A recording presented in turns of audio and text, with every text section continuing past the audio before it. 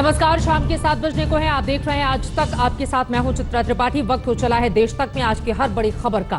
पूरे 2 महीने के बाद कल से देश में घरेलू विमान सेवा उड़ान भरने के लिए तैयार है, लेकिन महाराष्ट्र, छत्तीसगढ़, पश्चिम बंगाल समेत और कुछ राज्यों ने इस पर पेंच फंसा दिया है। कोरोना के बढ़ते मरीजों के बीच एयरपोर्ट पर व्यवस्था को लेकर राज्यों ने सवाल पूछे हैं और कल से विमान सेवा शुरू करने पर अपने हाथ खड़े कर दिए हैं।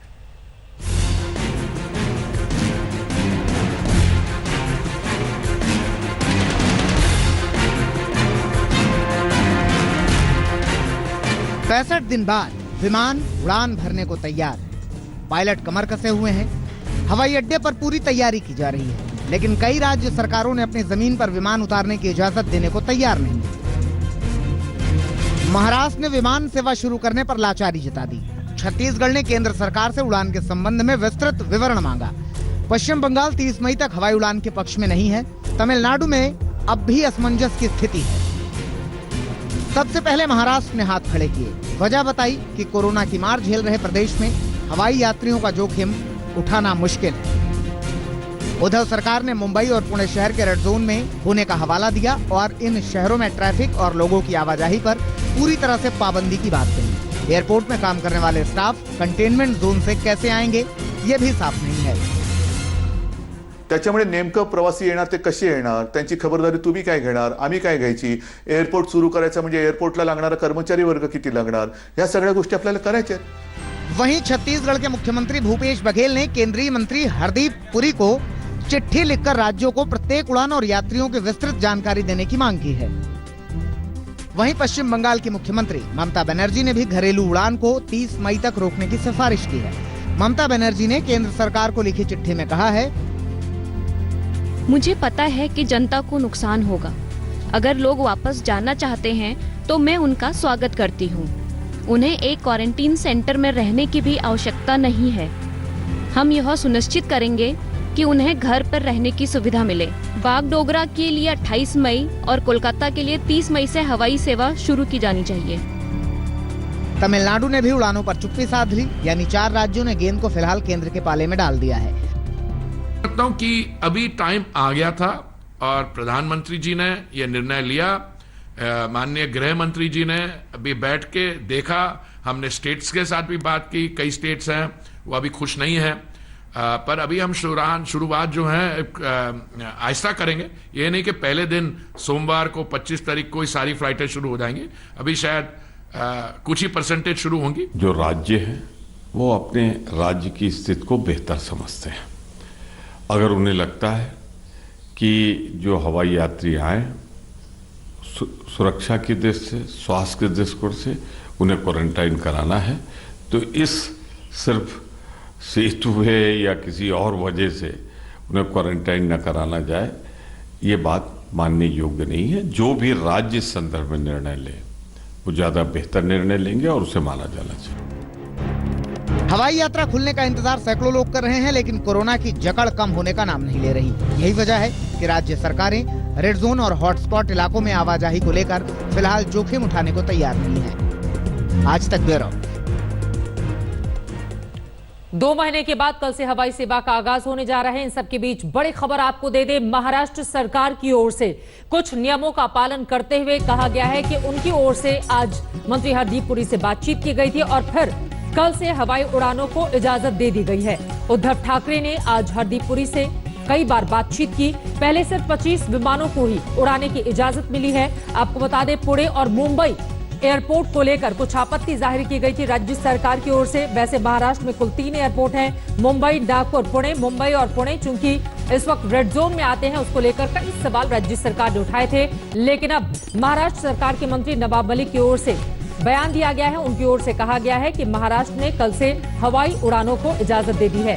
सीधे रुख मुंबई का करेंगे विद्या, हमारी सहयोगी ज्यादा जानकारी के साथ जुड़ चुकी हैं। विद्या, पहले सिर्फ 25 विमानों को ही उड़ाने की इजाजत दी गई है ताकि संख्या कम रहे और जितने भी नियम है उसका पालन करते हुए ही टेक ऑफ हो सके वहां से यात्रियों का।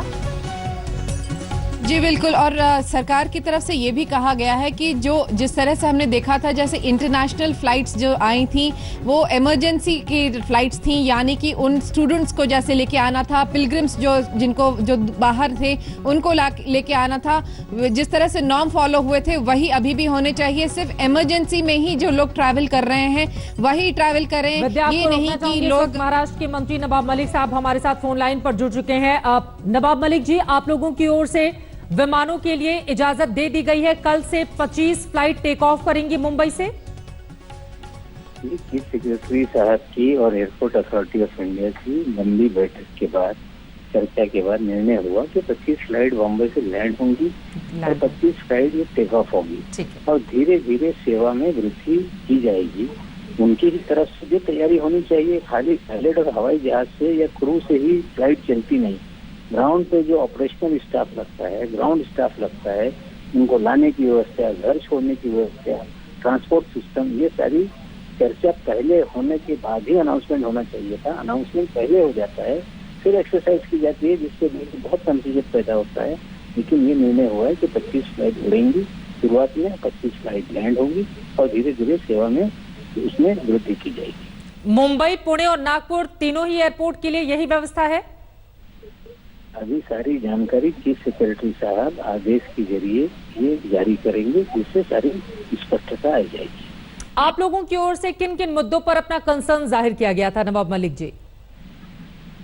देखिए, ऐसा लॉकडाउन का अर्थ ही है कि यहाँ से जो भी वायरस है दूसरी जगह ना जाए, दूसरी जगह का वायरस कहीं और ना हो, तो इसको लेके जो भी उपाय योजना करनी चाहिए वो सारी उपाय योजना होनी चाहिए। अब जो पैसेंजर आएगा उसको कैसे, क्या चर्चा हुई है, क्वारंटाइन होगा, होम क्वारंटाइन होगा, ये सब जो चर्चा के तहत निर्णय हुआ है वो सारी जानकारी थोड़ी देर में चीफ सेक्रेटरी हमारे देंगे। मतलब अभी तक इस बात को लेकर आप कह रहे हैं कि चीफ सेक्रेटरी ही जानकारी देंगे कि जो लोग फ्लाइट से वहां पर लैंड करेंगे उनको कितने दिनों होम क्वारंटीन रखा जाएगा या फिर उनको कहीं और पर रखा जाएगा, या जितने लोग आएंगे सार्वजनिक परिवहन की भी व्यवस्था जो रेड जोन है वहां पर बंद है, मुंबई पुणे उनमें से एक है, तो यहाँ की यात्री किन किन बातों का ध्यान रखे? जो आपको सुन रहे हैं उनके लिए आप क्या बताना चाहेंगे? मैं यही कहना चाहता हूँ कि टिकट बुक करने का काम विमान सेवा जिनकी है उन्होंने किया है जी। अब जो लोग एयरपोर्ट तक आएंगे तो उनको स्वयं अपने वाहन से आना पड़ेगा, और जो लैंड हो गए निश्चित रूप से उनके कहीं ना कहीं रिश्तेदार, जानने वाले, उनके पास अपना वाहन होगा। सार्वजनिक वाहन सेवा ये शुरू करना तो संभव नहीं है। कहीं ना कहीं जो लोग आएंगे जाएंगे उन्हें अपने निजी वाहनों का ही इस्तेमाल करना पड़ेगा, और सारी जो भी स्पष्टता है जी वो थोड़ी देर में महाराष्ट्र सरकार के मुख्य सचिव ये सारी चीजें स्पष्ट कर देंगे। चर्चा में क्या निर्णय हुआ उसकी जानकारी। ठीक है सर, एक बहुत छोटा सा जवाब हो, और जो निजी वाहन से आएंगे उन लोगों के लिए आने जाने की इजाजत दी जाएगी, उन्हें किसी पास की भी जरूरत होगी ताकि अगर पुलिस वाले कहीं रोकते हैं तो फिर वो अपना पास दिखाकर एयरपोर्ट तक जा सकें या फिर वहां से दूसरे गंतव्य तक पहुंच सकें। देखिए, क्लियर कट है, विमान सेवा शुरू हो रही है तो उनके पास या तो पेपर टिकट होगा या ई टिकट होगा। अगर वो टिकट दिखाएंगे कि मैं विमान सेवा के से विमान में सफर करने के लिए जा रहा हूँ तो मुझे नहीं लगता किसी भी प्रकार की अड़चन होगी। तो जो लैंड होगा उसके पास भी टिकट, लैंड में होते समय बोर्डिंग पास, सारी चीजें होंगी, तो वो क्लियर कट है कि वो सारी चीजें जो हवाई जहाज से जाना चाहते हैं या हवाई जहाज से आए हैं उसके लिए उनका टिकट या बोर्डिंग पास ही काफी होगा। इस तरह के आदेश पुलिस को दिए जाएंगे। ठीक है, बहुत शुक्रिया आज तक से जुड़ने के लिए और बातचीत करने के लिए। महाराष्ट्र सरकार के वरिष्ठ मंत्री नवाब मलिक इस बारे में जानकारी देते हुए कि 25 विमान टेक ऑफ करेंगी, 25 विमान लैंड करेंगी, ये व्यवस्था भी कर दी गई है। ज्यादा जानकारी अभी महाराष्ट्र सरकार के सचिव की ओर से दे दी जाएगी कि और किन किन नियमों के मद्देनजर महाराष्ट्र सरकार ने वहां पर उड़ानों को लैंड करने की या फिर टेक ऑफ की इजाजत दी है। जैसे ही और जानकारी मिलेगी आप तक पहुंचाते रहेंगे। 25 मई यानी कि कल से, जैसा कि लगातार आपको हम बता रहे हैं, विमानों की आवाजाही शुरू होने जा रही है। अब महाराष्ट्र की ओर से भी इजाजत दे दी गई है। करीब 2 महीनों के बाद घरेलू उड़ानों के टेक ऑफ के लिए एयरपोर्ट पर खास तैयारियां की जा रही हैं। एयरपोर्ट पर अब नए नियम और कानून के साथ सब कुछ बदला बदला सा होगा।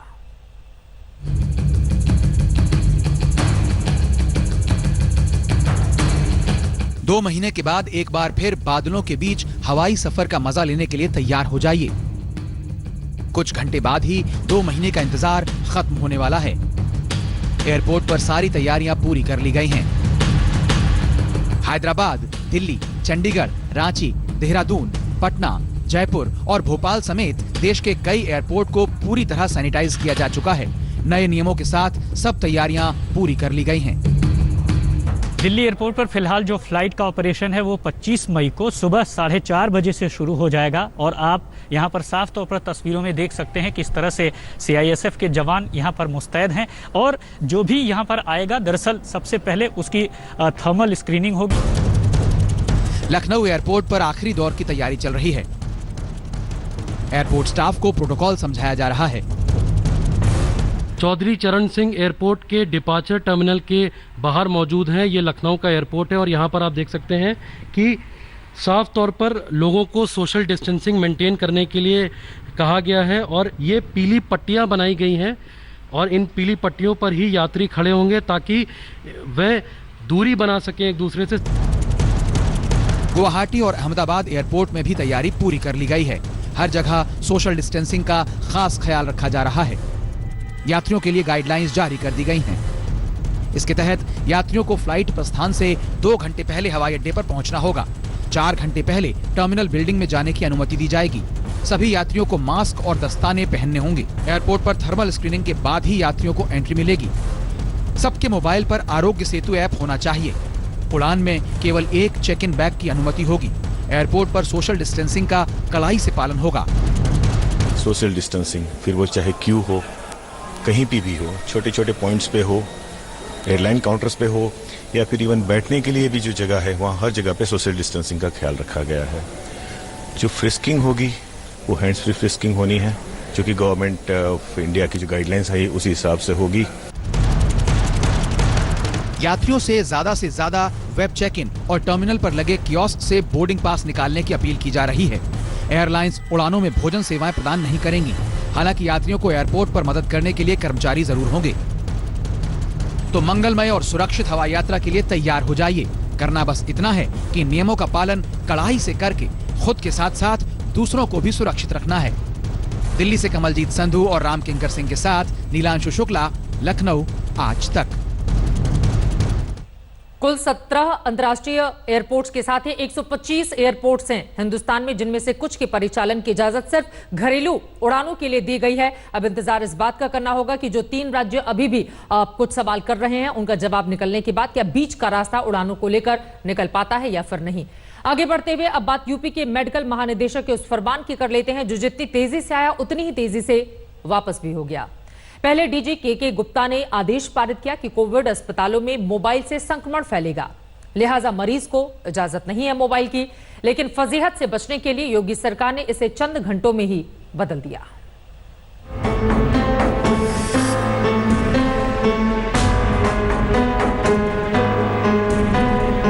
कोरोना को हराने के लिए केंद्र की मोदी सरकार बार बार लगातार सोशल डिस्टेंसिंग पर जोर दे रही है, लेकिन उत्तर प्रदेश के डीजी मेडिकल और प्रशिक्षण के गुप्ता तो कई कदम आगे निकल गए। जनाब ने तो यूपी के कोविड अस्पतालों के आइसोलेशन वार्ड में मोबाइल फोन पर यह कहते हुए बैन लगा दिया कि इसके इस्तेमाल से तो कोरोना फैल सकता है। आदेश पारित करा दिया कि कोविड के L2 और L3 अस्पतालों में मोबाइल की इजाजत नहीं होगी। सिर्फ अस्पताल के वार्ड के पास ही 2 मोबाइल होंगे जिससे मरीज अपने परिजनों से बात करेंगे। विपक्ष को तो मानो डीजी मेडिकल के इसी आदेश का इंतजार था। कांग्रेस से लेकर समाजवादी पार्टी ने सरकार के खिलाफ मोर्चाबंदी की। चंद घंटों में ही योगी सरकार को अपने बड़े अफसर का फैसला वापस लेना पड़ा, लेकिन उससे पहले विपक्ष का हमला और सरकार का पक्ष सुनना भी जरूरी है। निहायत ही गैर जिम्मेदाराना आदेश है। पूरे अंतर्राष्ट्रीय पटल में कहीं आपको ऐसा आदेश नहीं मिलेगा। इससे उत्तर प्रदेश सरकार की मंशा पे प्रश्न चिन्ह लगता है कि वहाँ ऐसा क्या हो रहा है, क्या बदहाली है कि आप छुपाना चाहते हैं। ऐसे समय पर जब हर व्यक्ति अगर आइसोलेशन वार्ड में है, वो अपने परिजनों और परिवार से संपर्क में रहना चाहते हैं, आप उसका संपर्क भी तोड़ देंगे। अगर मोबाइल को आप अंदर अलाउ करेंगे आइसोलेशन वार्ड्स में, तो उससे संक्रमण बाहर आने की बहुत ज्यादा चांसेस रहते हैं और ज्यादा फैलने के चांसेस रहते हैं। इसको लेकर ये एडवाइजरी जारी की गई है। तो इसलिए वहां का जो हमारा वार्ड इंचार्ज होंगे उनके पास उनके मोबाइल जमा हो जाएंगे और उनके नंबर्स की जानकारी वो उनके परिवार के लोगों को दे देंगे, जिससे कि वो उससे बात कर सकते हैं, उनसे उनकी बात कराई जा सकती है। विपक्ष ने साझा हल्ला बोला तो यूपी सरकार ने आनन फानन में नया आदेश जारी किया, जिसके मुताबिक शर्तों के साथ मरीजों को मोबाइल के इस्तेमाल की इजाजत दी जाएगी। आइसोलेशन वार्ड में जाने से पहले मरीज को बताना होगा कि उसके पास मोबाइल और चार्जर है। वार्ड में भर्ती होने से पहले मोबाइल और चार्जर को डिसइंफेक्ट किया जाएगा। मोबाइल और चार्जर मरीज किसी दूसरे के साथ साझा नहीं करेगा। वाकई में डीजी मेडिकल के गुप्ता जी का फैसला कमाल का था। हालांकि ज्यादा किरकिरी होने से पहले ही योगी सरकार ने डैमेज कंट्रोल करते हुए भ्रम की स्थिति को दूर कर दिया। नीलांशु शुक्ला के साथ शिवेंद्र श्रीवास्तव, लखनऊ, आज तक। और अब बात मजदूरों पर हो रही सियासत की करते हैं। मजदूरों को लेकर महाराष्ट्र सरकार और यूपी सरकार अब आमने सामने हैं और एक दूसरे पर आरोप प्रत्यारोप का दौर जारी है। ऐसे में सवाल खड़ा होता है कि आखिर मजदूरों के हालात का जिम्मेदार कौन है।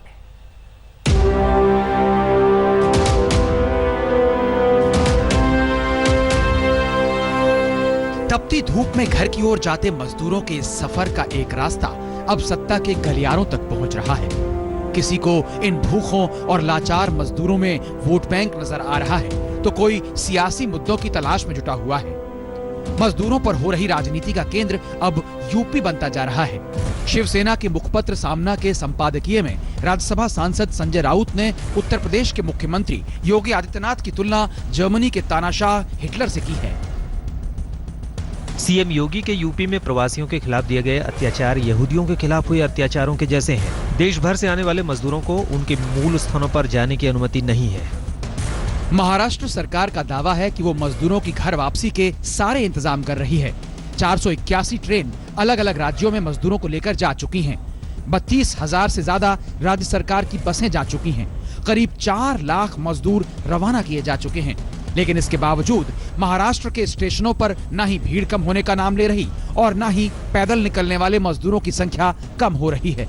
उधर यूपी सरकार लगातार दावा कर रही है कि वो मजदूरों को सारी सुविधाएं दे रहे हैं। एक भूखा बच्चा ही अपनी मां को ढूंढता है। यदि महाराष्ट्र सरकार ने सौतेली मां बनकर भी सहारा दिया होता तो महाराष्ट्र को गढ़ने वाले हमारे उत्तर प्रदेश के निवासियों को प्रदेश वापस नहीं आना पड़ता। आज का जो ये माइग्रेंट लेबर की जितनी समस्या आ रही है, जो लोग आ रहे हैं, तो इनका शेल्टर होम तो हम लोग ने 12-13 लाख तक बना चुके हैं। पॉजिटिव केसेस के लिए जो L1 L2 फैसिलिटी हमारी है वो लगभग 75,000 बेड्स का हमारा तैयार हो गया है और हम प्रयास कर रहे हैं कि इसी महीने के अंत तक उसको 1 लाख बेड तक पहुंचा। उत्तर प्रदेश सरकार और केंद्र की सरकार पूरे देश के लिए, पूरे श्रमिकों के लिए और जितने भी जरूरतमंद हैं उनके लिए हर संभव प्रयास कर रही है। ये सत्य है कि जो कामगार हैं, जो प्रवासी मजदूर हैं, वो बहुत मुसीबत में हैं। नौकरी कामकाज से बेदखल कर दिए गए हैं। खाने के लिए नहीं है, ठहरने के लिए नहीं है, जाने के लिए साधन नहीं। अखिलेश यादव ने भी ट्वीट कर सरकार पर निशाना साधा। कोरोना काल में सरकारी बदइंतजामी की वजह से बात हवाई चप्पल पहनने वालों से भी आगे जाकर नंगे पांव सड़कों पर चलने वाले मजबूर लोगों तक पहुंच गई है। जिनसे जनता को हमदर्दी की उम्मीद थी, वही दर्द के सबब बन रहे हैं। सरकार सबके लिए है, ये थोथा नारा नहीं बल्कि संकल्प होना चाहिए। इससे पहले राहुल गांधी मजदूरों का हाल जानने पहुंचे थे, जिसे वित्त मंत्री निर्मला सीतारमण ने ड्रामा करार दिया था। वहीं प्रियंका गांधी ने यूपी में 1000 बस भेजने की बात कही थी, जिसे यूपी सरकार ने इजाजत नहीं दी और मजदूरों को वापस जाना पड़ा।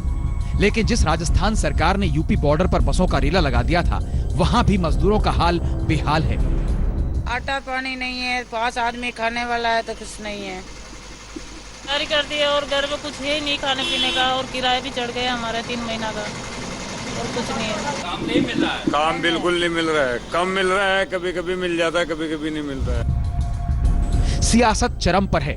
हर सरकार खुद को मजदूरों का शुभचिंतक बता रही है, लेकिन ना ही मजदूरों के हालात सुधर रहे हैं और ना ही सड़कों पर तपती धूप में घर की ओर चलने वालों की संख्या कम हो रही है। मजदूरों की ऐसी तस्वीरें सारे दावों की पोल खोल रही हैं। आज तक ब्यूरो। नेता सियासत कर रहे हैं तो अभिनेता मजदूरों की मदद के लिए आगे आ रहे हैं। बॉलीवुड एक्टर सोनू सूद ने मजदूरों की मदद के लिए बस सेवा की शुरुआत की है। सोनू ने ट्वीट कर कहा है कि अगर कोई अपने घर जाना चाहता है तो वो जानकारी दे, वो उसे उसके घर भेजेंगे। इस दौरान मुंबई से कई बसें सोनू सूद की मदद से मजदूरों को लेकर रवाना हुई हैं। वहीं स्मृति ईरानी ने भी सूद के इस कदम की जमकर तारीफ की है।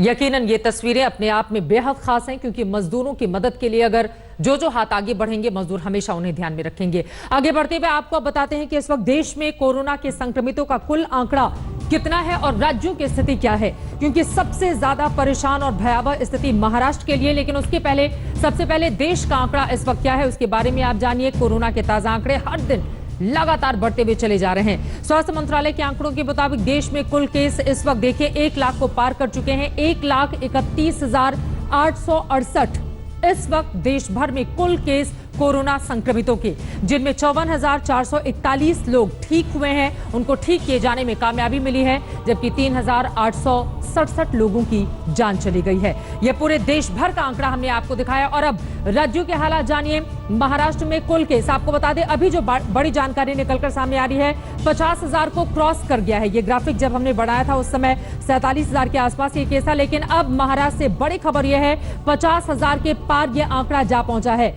गुजरात में 13,664 कुल केस हैं, 829 लोगों की मौत हुई है, 6,169 लोग ठीक हुए हैं। महाराष्ट्र और गुजरात के बाद बात तमिलनाडु की, 15,512 केस, 7,491 ठीक हुए हैं, 103 लोगों की मौत हुई है तमिलनाडु में। तमिलनाडु के बाद बाकी करके जल्दी दूसरे राज्यों की भी गिनती कर लेते हैं। राजधानी दिल्ली हो, उत्तर प्रदेश हो, उत्तर प्रदेश में भी लगातार आंकड़े बढ़ते जा रहे हैं। दिल्ली में 12,910 केस, 6,267 ठीक हुए हैं, 231 मौत हुई है राजधानी में। राज्यों का ये कोरोना अपडेट जो इस वक्त टीवी स्क्रीन पर आप देख रहे हैं। राजस्थान में 6,742 कुल केस, 3,786 ठीक हुए हैं, जबकि 107 लोगों की जान गई है कोरोना के कारण राजस्थान में। मध्य प्रदेश में 6,371 कुल केस है, 3,267 ठीक हुए हैं, 281 लोगों की जान गई है मध्य प्रदेश में। कुछ ऐसे इलाके हैं, चाहे वो इंदौर की बात करें या दूसरे हिस्सों की, ज्यादा प्रभावित उत्तर प्रदेश का आंकड़ा 6,000 को क्रॉस कर चुका है, 3,406 लोग ठीक हुए हैं, 155 लोग मौत हुए हैं। और आपको बता दें कि महाराष्ट्र में सबसे भयावह स्थिति, क्योंकि महाराष्ट्र में बीते 24 घंटे में 3,000 से ज्यादा केस दर्ज किए गए हैं। इसी वजह से महाराष्ट्र में कोरोना संक्रमितों का आंकड़ा जो बड़ी जानकारी निकल कर आ रही है वो 50,000 को क्रॉस कर गई है। यह अपने आप में यकीनन चिंता का सबब। और जैसा कि हमने आपको बताया कि महाराष्ट्र सरकार की ओर से उड़ानों को लेकर कुछ अपनी आपत्ति केंद्र सरकार के सामने जाहिर की गई थी, लेकिन फिलहाल अब बीच का रास्ता निकालते हुए उड़ानों की इजाजत भी महाराष्ट्र सरकार की ओर से दे दी गई है। लेकिन कुल संक्रमितों का आंकड़ा अकेले महाराष्ट्र में 50,000 के पार।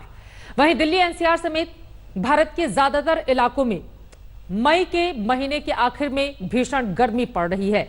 दिल्ली में मौसम विभाग ने येलो अलर्ट जारी कर दिया है और कहा है कि देश के तमाम हिस्सों को अभी उमस भरी गर्मी से राहत मिलने की उम्मीद नहीं है। एक तरफ कोरोना और दूसरी तरफ अब ये प्रचंड गर्मी लोगों की मुश्किलें बढ़ाने वाली है।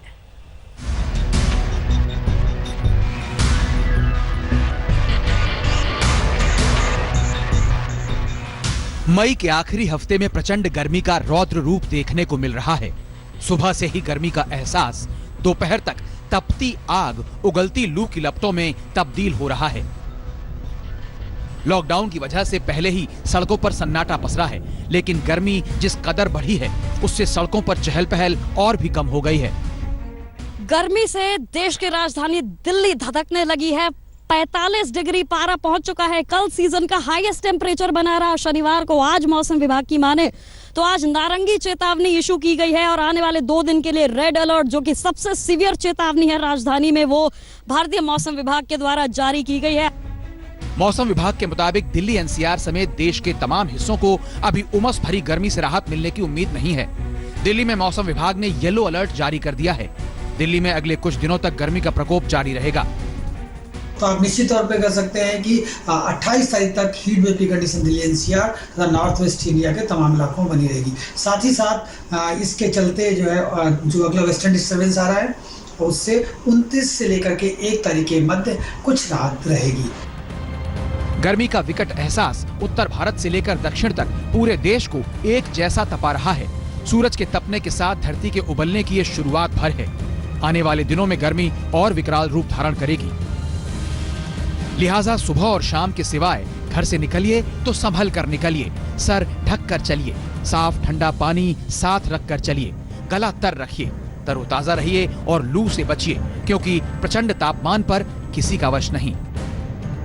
दिल्ली से प्रशस्ति शांडिल्य और लखनऊ से नीलांशु के साथ रवीशपाल सिंह, भोपाल, आज तक।